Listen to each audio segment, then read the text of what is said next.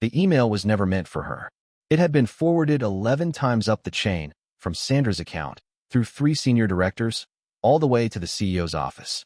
Camille's name did not appear once in that chain. Her words did. Her research did. The market repositioning strategy she had spent 4 months building, 60 slides, for months, more late nights than she could count, did. Just not her name.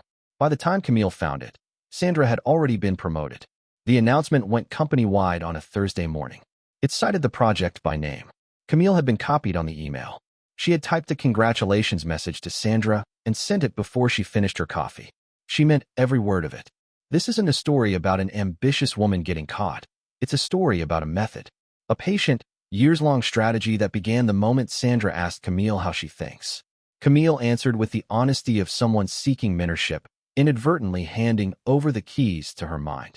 For 2 years, Camille provided the intellect, and Sandra ensured her own name was the only one attached to the results. The real mystery isn't how Sandra did it. It's how she made Camille feel grateful for the theft. Camille was 28 when she joined the firm. Chicago in January, gray and cold and moving fast in every direction. She had grown up in Atlanta, studied in Philadelphia, and taken the Chicago role because it was the best offer she received, and she had learned early not to wait for perfect when good was already in the room. The firm was mid-size, marketing strategy, the kind of place that did serious work for serious clients without the name recognition of the larger agencies. She had a desk on the open plan floor, a laptop that took 4 minutes to start up, and a mind that had been working faster than her circumstances since she was 19 years old. She was good at the work in a way that did not announce itself. She did not pitch loudly in meetings. She did not position herself in corridors before the right people arrived. She produced decks that landed, strategies that worked, frameworks that made complex problems look, in retrospect, obvious. In a floor full of people performing competence, Camille simply had it. Sandra noticed in Camille's 3rd month, pulled her aside after a client presentation, told her she had something, offered a formal mentorship with a calendar slot every 2 weeks. Nobody had done that for Camille before. In an industry where the unwritten rule was that you found your own way or you didn't find it at all, Sandra's attention felt like oxygen. In their first session, Sandra asked Camille to walk her through how she thinks. Not what she thinks, how? Camille explained her entire process. Sandra listened without taking a single note. She didn't need to. 6 months in, things began to surface that Camille could not immediately place. A strategy she had walked Sandra through on a Tuesday appeared in a senior leadership meeting that Thursday, presented by Sandra, framed slightly differently, attributed to no one in particular. Camille told herself Sandra had built on it. That was how mentorship worked. A research framework she had developed over 3 weeks appeared in a client proposal she had not been part of. When she asked Sandra about it, Sandra said she had been inspired by their conversations, that it was a natural evolution of thinking they had developed together. The explanation was warm and delivered without any hesitation. Camille accepted it. Meanwhile, Derek, loud, visible, the kind of man who arrived at every meeting 2 minutes early so he could be seen arriving, was collecting credit in ways that made Camille's jaw tighten. She watched him receive praise in rooms she had contributed to. She watched leadership respond to his energy in ways they did not respond to her precision. She focused her suspicion there. It was not an unreasonable place to look. Derek was the most obvious person in the building. What Camille did not yet understand was that someone had pointed her toward him, not with words, but with the careful arrangement of visibility. Sandra praised Derek in front of Camille often. She shook her head about him privately. She made sure Camille was always looking in his direction. Before we go any further, let us know in the comments where you're watching from. We read every single one. And if this story is hitting close to home, make sure you're subscribed so you never miss what's coming next. The detail that finally refused to resolve itself was a draft document Camille found in a shared folder, timestamped 2 days before she had started writing it. She stared at it for a long time. She told herself it was a system error. She closed the folder. She did not sleep well that night. The Morrison account repositioning had taken Camille 4 months. She had cleared her apartment walls and covered them with research. She had eaten most of her meals at her desk. She had produced 60 slides that she believed were the clearest, most rigorous work she had ever done. A complete strategic framework for repositioning a mid-market brand in a category that had shifted under it. She presented it to Sandra on a Wednesday morning. Sandra sat across the conference table, asked precise questions, took no notes, and at the end reached across and squeezed Camille's arm. She said it was the best work she had seen come out of someone at Camille's level. Camille went back to her desk and felt, for the first time in months, that she was exactly where she was supposed to be. 3 weeks passed. The project went quiet. Camille followed up twice and was told it was moving through the right channels. Then on a Tuesday afternoon, while she was eating lunch at her desk, her laptop pinged with a forwarded email. A colleague in a different department had replied all to a thread he should have cleaned before forwarding. The chain ran 11 forwards deep. The original sender was Sandra. The original recipient was the firm's CEO. Camille's 60-slide deck was attached. Sandra's covering note read, "Developed this positioning framework over the past quarter. Believe it's the strongest strategic case we've made for this account. Happy to present to the board." Camille's name was not in the covering note. It was not in the email chain. It was not in the document properties. Sandra had removed it from the file metadata. She was still sitting with it 2 days later when Derek appeared at her desk.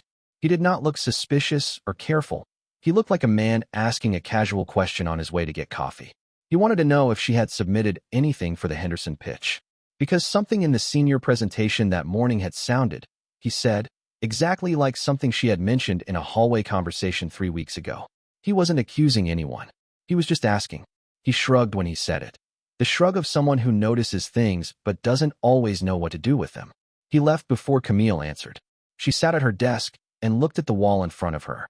Derek, the man she had spent 8 months convinced was the problem, had just handed her the confirmation she had been circling without finding. She opened her laptop. She went into the internal document archive, searched Sandra's name, and found 17 published strategic documents spanning 6 years. She read 4 of them. They all sounded like her. Not like Sandra. Like Camille, her frameworks, her phrasing, her way of building from the ground up. Sandra had been doing this before Camille arrived. There had been someone else. More than one. She forwarded the 11-forward email chain to her personal address. She picked up her phone and called an employment attorney. She had an appointment the following morning. She went to HR 48 hours after Derek's question. The meeting lasted 90 minutes. She had the email chain, 3 previous projects cross-referenced with Sandra's presentation dates, the timestamp draft, and the document archive search results printed and organized in a folder she had put together the night before at her kitchen table. The HR director listened carefully and said very little. Sandra was placed on administrative review the following day. 2 weeks later, Camille was called back in. The firm took the matter seriously, she was told. The documentation was noted. Sandra had been with the firm for 11 years. The review would continue.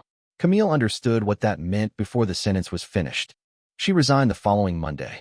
She wrote the letter on Sunday evening, kept it to 2 sentences, and submitted it by email at 7 a.m. before anyone was in the office.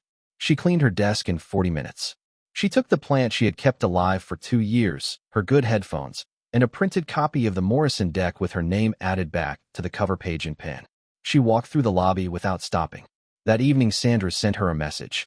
"I'm sorry it came to this. You have so much ahead of you." Camille read it once. She put her phone face down on the kitchen counter. She did not reply. 3 weeks after Camille left, Priya, a woman who had worked at the firm 18 months before Camille and left quietly, sent her a message on LinkedIn. She had seen the administrative review noted in an internal communication a contact had forwarded to her. She wanted Camille to know she was the 3rd person she was aware of. That Sandra had a method. That the mentorship was the method. That Priya had raised it internally and been told she was misreading a normal professional dynamic. Priya had left rather than fight. She was sorry she hadn't said something sooner. Camille wrote back and told her there was nothing to apologize for. She meant that too. Camille did not work for 3 months. Not by plan. The exit had been too fast and too complete for a plan. She sublet one of her rooms to cover rent. She walked the city in the mornings, the same routes she had commuted for 2 years, but slower now, without a destination pulling her forward. She had spent her entire adult life moving toward something. For the first time, she had no particular place to be and no particular thing to produce for anyone but herself. It was uncomfortable in a way she had not anticipated. It was also, after the first few weeks, something close to relief. She started writing. Not decks, not frameworks, not strategies designed to solve someone else's problem in someone else's boardroom. Her own thinking, published under her own name, on a platform where the work sat exactly where she put it and nobody could attach themselves to it afterward. She wrote about marketing strategy, about how categories shift, about the specific kind of thinking that most firms said they wanted and very few actually rewarded. People found it. The response was not immediate, but it was consistent. Readers who recognized the quality of the thinking and came back for more. Within 2 months, she had an audience she had not sought. Within 4 months, she had 3 client inquiries from people who had found her through the writing alone. She registered a consultancy, named it after nothing, just her initials and a city abbreviation, plain and functional. She worked from her apartment, then from a small shared office space 6 blocks away, then from the same coffee shop she had discovered on her morning walks, the one across the street from the building she used to work in. She chose it deliberately.